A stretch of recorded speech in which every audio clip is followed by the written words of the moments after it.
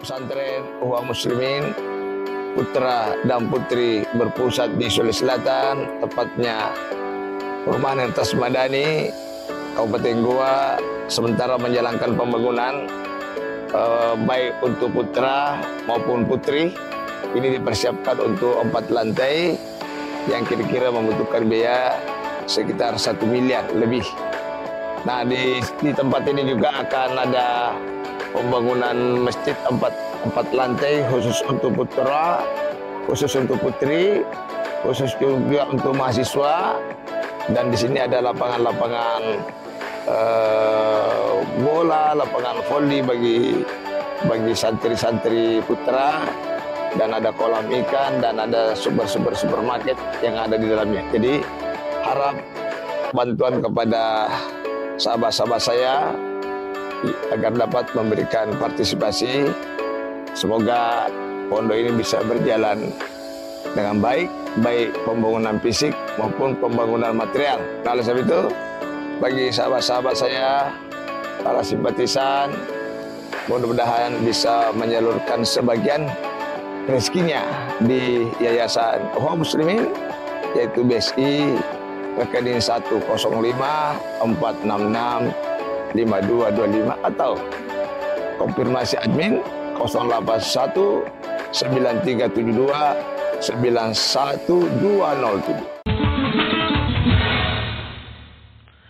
Bismillahirrahmanirrahim.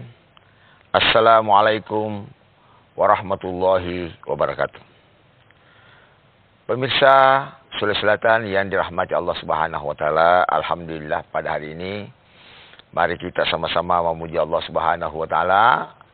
Kita masih ditakdirkan oleh Allah hidup pada hari ini. Semoga waktu yang diberikan oleh Allah kita manfaatkan untuk tunduk kepada Allah. Selawat kepada Rasul, teladan bagi kita yang senantiasa wajib untuk mengikuti langkah-langkah Rasulullah sallallahu alaihi wasallam. Pemirsa yang insyaallah rahmati Allah, pada kesempatan ini saya akan coba mengangkat tema tentang amalan tertinggi di dalam kehidupan ini adalah salat dan zikir kepada Allah Subhanahu wa taala. Kenapa saya angkat tema ini? Karena mengingat situasi yang ada, khususnya di daerah kita di Sulawesi Selatan, jai mikuci ini masyarakat tena sambayang. Ya, diprediksi umat Islam ini kemungkinan sudah lebih banyak yang tidak sholat daripada sholat. Indikasinya bisa kita lihat dalam penelitian saya beberapa masyarakat. Kalau saya naik dalam rumah kampung itu hampir tidak ada yang sholat 100%. Puna sambayang manggena, tidak sambayang mana. Sambayang mana, tidak sambayang anaknya. Nah, oleh sebab itu, saya kira mudah-mudahan dengan tausiah ini merangsang kita untuk kembali berenung. Kenapa? Karena sholat itu diterima langsung oleh Rasulullah. Langsung berhadapan dengan Allah di Sidratul Muntaha. Bahkan dalil-dalil yang lain, yang pertama dihisap setelah kita mati adalah sholat. Yang pertama nih paresanya sambayang. Baru kalau tidak sempurna sholat 5 waktu, tentang mungkin ada yang batal, barulah diperiksa sholat sunat. Jadi jangan sepelekan sholat sunat, jemaah sekalian. Jangan sampai sunat katanya kau sepelekan ini.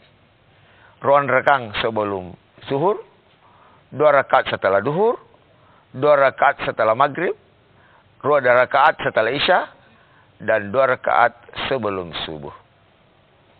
Nah, oleh sebabnya itu, pemirsa yang rahmati Allah Subhanahu wa taala, salat 5 waktu dan salat sunat itu sangat penting di dalam kehidupan kita di muka bumi ini. Setelah itu barulah kita diperiksa amalan yang lain. Amalan tentang amanah, amalan tentang bagaimana zakatnya, bagaimana tentang muamalahnya, apakah yang dia makan dapat selama ini adalah yang halal apakah gaji atau rezeki yang dapatkan ini halal, barulah diperiksa setelah salat. Jadi kalau salat yang rusak, maka tidak ada yang diperiksa yang lain.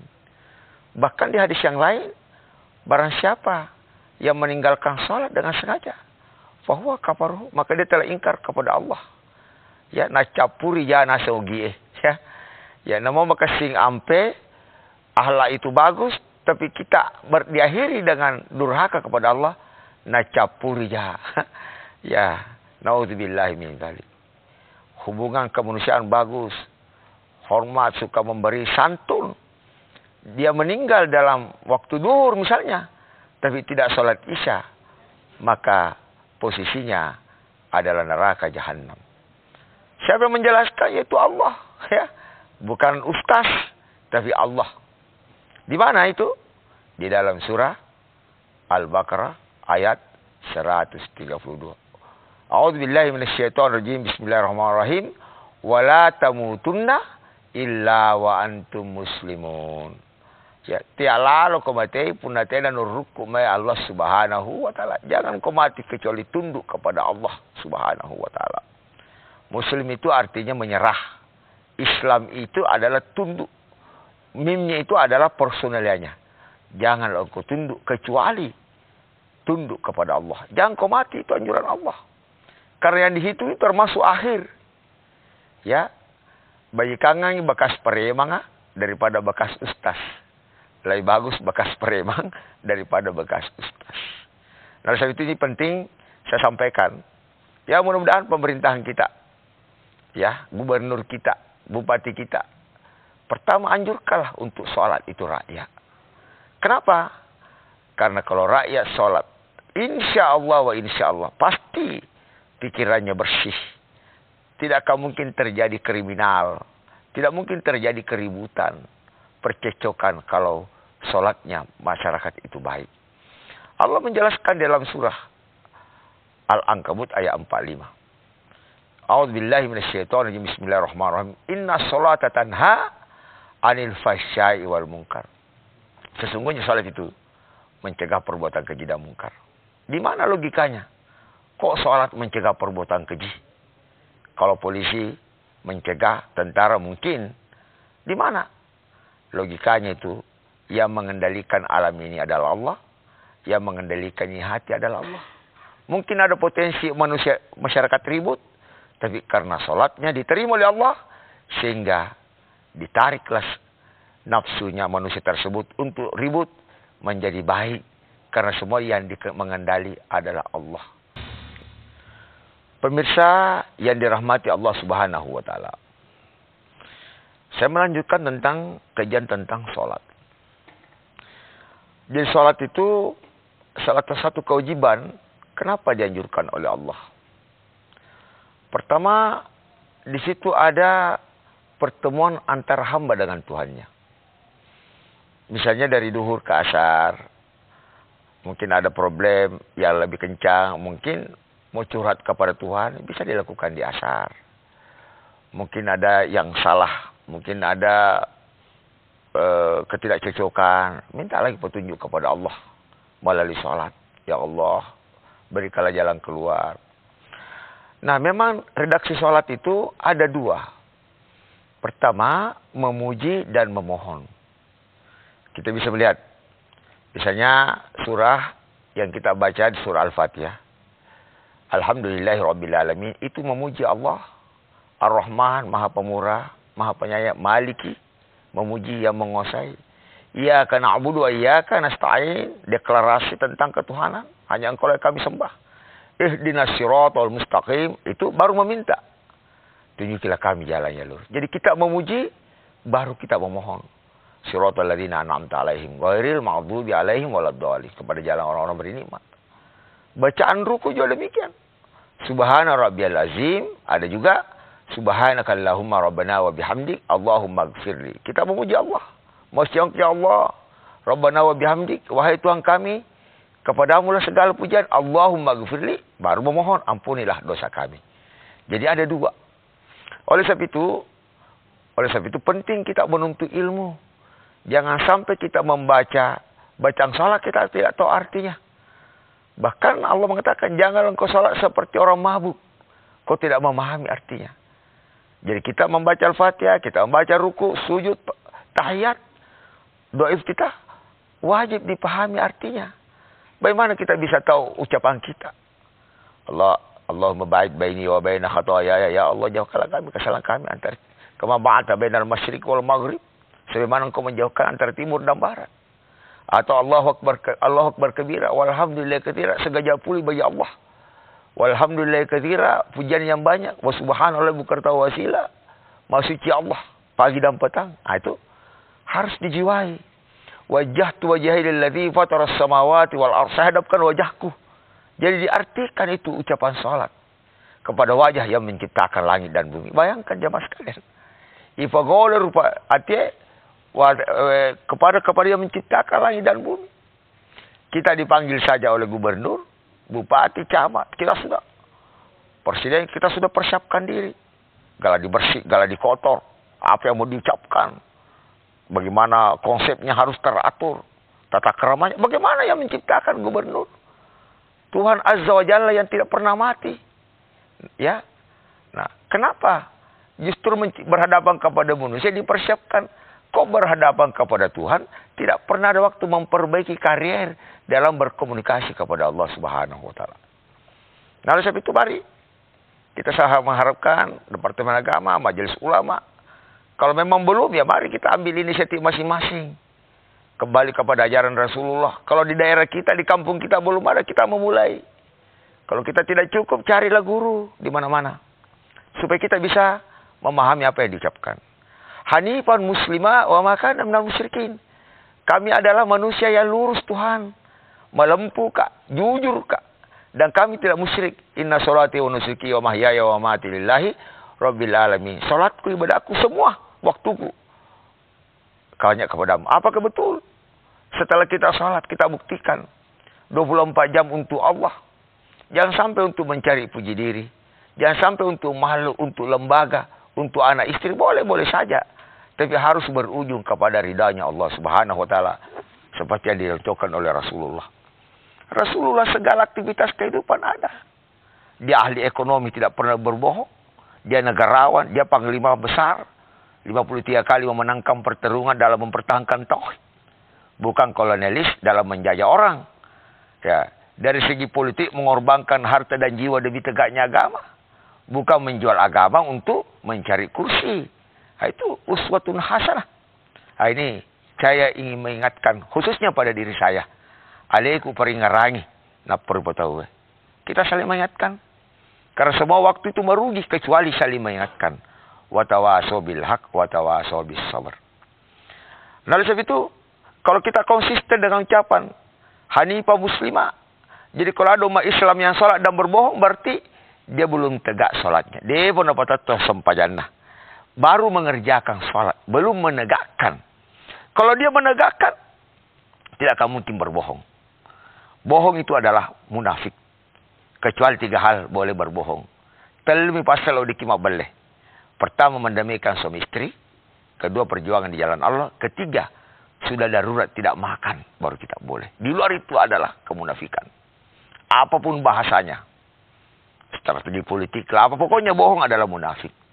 Dan munafik itu fidarkil asfali minan nar. Ku neraka jahannam onronna. Jauh lebih berbahaya itu munafik daripada orang kafir. Karena orang munafik itu tidak ditahu warnanya. Dan seterusnya. Itulah. Nah, oleh sebab itu, untuk memperbaiki anak kita, suruh sholat. Kalau anak kita suka bohong, suruh sholat. Spekulasi, suka membantu orang tua, suka melakukan keburukan, akhlaknya di mana-mana buruk, perintahkan dia sholat. Insya Allah sholatnya itu akan membentuk, akan menjadi baik. Inna sholata tanha anil fasya' wal munkar. Disitulah akan muncul nanti jemaah sekalian. Ada artinya. Kita harus paham. Rabbi ghafirli warhamni, rahmati kami ya Allah. Ampunilah kami. Untuk apa kita sukses dalam posisi Allah murka? Wajaburni cukupilah, pasti kita bahagia. Tidak mungkin. Orang yang bahagia itu orang yang suka merasa cukup. Ya Allah, begitu banyak rezeki kau berikan kepada aku. Bahkan sudah lebih yang saya butuhkan. Apakah tidak bahagia? Coba kalau kurang melulu. Wah, gimana nih anak mau sekolah. Tidak cukup gaji. tambang, sudah kebun, sudah jadi, bagaimana? Sudah sakit, sudah di mana-mana.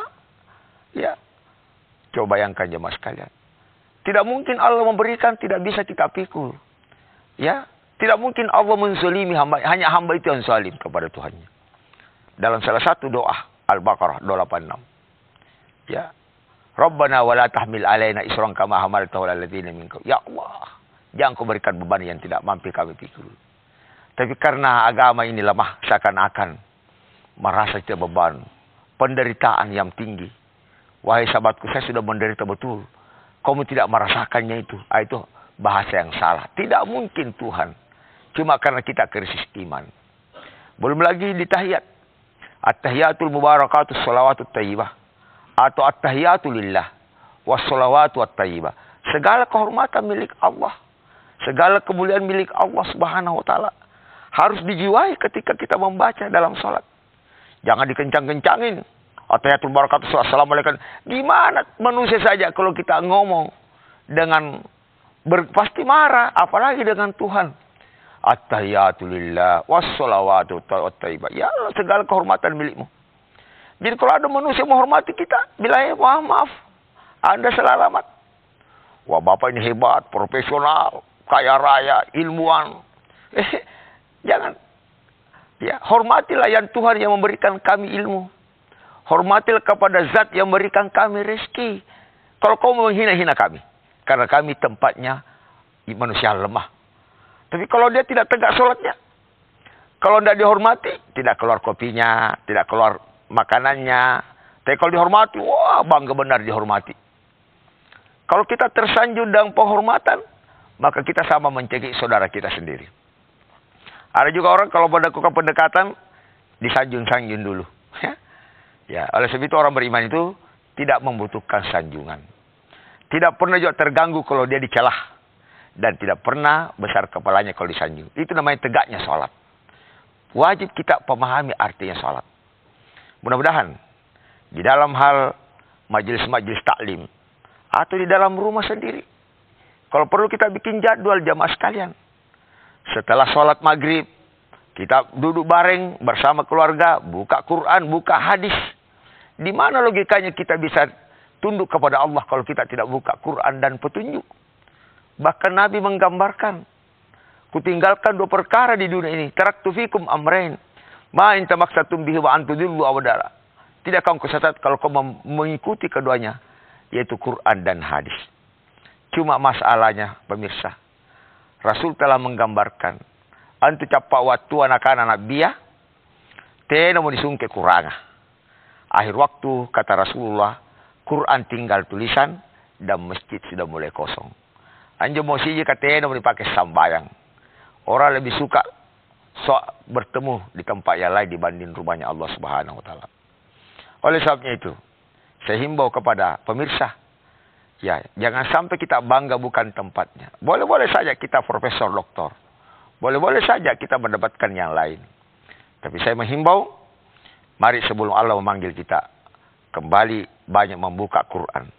Ketika akhir hidup kita ini, tidak mungkin kita diambilkan buku matematik. Tidak mungkin kita diambilkan jurusan kita, misalnya informatika. Tapi pasti kita diambilkan Quran. Apalagi kalau sudah mau mati. Oleh sebab itu Quran adalah bacaan. Mudah-mudahan apa yang kita lakukan dalam mengkaji Quran ini, kita bisa lebih dekat kepada Allah Subhanahu wa taala untuk lebih mendalami tentang isi daripada salat. Nah, oleh sebabnya itu ketika kita berhadapan kepada Allah Subhanahu wa taala, niat itu sangat penting. Niat itu tidak dilapaskan. Adapun bahasa usolli, misalnya usolli fardhu zuhri kalau sholat duhur, itu lapasnya niat. Yang penting itu hati. Sengaja sholat duhur 4 rakaat karena Allah. Jangan dilepaskan. Kalau dilepaskan bukan niat. Usolli itu bukan niat, hanya pengantar niat. Jangan sampai kita usolli, kita tidak baca niat, bisa batal sholat. Oleh sebab itu, memang sholat ini harus didorong dengan iman. Jadi kita tidak boleh, yuk sholat. Tanamkan dulu tauhid. Jadi ketika hayya ala sholat, hayya ala falah, mari kita sholat mendapatkan kenikmatan. Itu orang beriman itu biar kau cegah, pasti dia lakukan. Pasti dia cari di mana suara itu. Dari sebab itu syariat itu sangat kuat kalau didorong iman. Salat itu perintah syariat di Madinah. Tapi yang menjalankan adalah orang beriman yang kokoh. 13 tahun doktrin keimanan di Mekah. Jadi kalau kita bukan karena iman, mungkin kita salat karena lagi susah. Dapat duit nggak salat lagi atau bolong lagi. Situasional aja. Ya, amalan yang bukan karena iman itu sangat berbahaya. Ya, oleh sebab itu kalau dia beriman pasti dia cari bagaimana dekat kepada Allah Subhanahu wa taala. Kadang orang beriman mendekati waktu sudah merasa bahagia. Alhamdulillah sudah hampir lagi asar. Alhamdulillah. Dia menikmati waktu itu. Tapi kalau dia tidak beriman, seakan-akan sholat itu beban. Oh, udah duhur lagi ya? Asar lagi ya? Mengheribi misalnya. Seakan-akan perintah itu tidak ikhlas. Mungkin kalau ditawarkan, wahai si Fulan, lu mau nggak kita sholat sekali sehari aja deh? Atau sekali sepekan? Mungkin dia bilang, iya deh. Satu kali aja, wah repot benar 5 kali nih. Kira-kira begitu ya. Nah, itu bedanya. Jadi orang beriman itu ketika dia takbir Allahu Akbar, Allah Maha Besar, Alhamdulillahi Rabbil Alamin, dia nikmati suara itu. Dia nikmati. Janganlah engkau berkeluh kesah, keras, seakan Tuhan tidak dengar. Jadi cara mengucapkan itu, sholat itu harus khawatir ditolak dan harap diterima. Jadi ada rasa mengemis kepada Allah. Alhamdulillahi Rabbil Alamin, Ar-Rahmanir Rahim, gitu. Ini mengemis kepada Allah, belum tentu juga diterima. At-tahiyatul mubarakatus salawatut thayyibatu lillah, mengemis. Coba kalau kita mengemis sama orang. Pak tolong Pak, bisa ini. Atau puji dulu, luar biasa ini Bapak. Prestasinya, coba minta sedikit. Pinjam deh 50.000. Cepat itu. Coba kita tidak tahu sopan santun, mungkin mau dikasih, ya ini kurang ajar benar. Dulu ke sana, nggak ada duit. Ya, itu Tuhan juga. Tapi Tuhan tidak butuh makan. Ya, Allahu Akbar kabira. Dinikmati walhamdulillah katsir. Kadang keluarkan air mata. Oleh situ orang beriman. Setelah sholat, setelah bersalam, mau ninggalkan masjid, mau keluar, baru dia khawatir. Ya Allah, mudah-mudahan antara maghrib dan isya ini saya tidak kena lagi kepelanggaran hukum, ya Allah. Tidak kena lagi dosa. Pertemukan orang-orang baik-baik, ya Allah. Jangan singkang kami bergaul orang jahat sehingga kami terpengaruh. Itu kekhawatiran. Mulai khawatir. Jadi situlah kenikmatan tertinggi. Kalau hubungan suami istri berapa sih? Tapi kalau zikir, cuma tidak bisa dibahasakan. Allah memberikan kenikmatan yang tertinggi. Jamaah sekalian. Ulama-ulama punya istri 3-4. Kadang tidak pernah sama-sama. Tapi mereka mendapatkan kenikmatan yang sama. Wala zikrullah. Mengingat Allah subhanahu wa ta'ala. Ingat.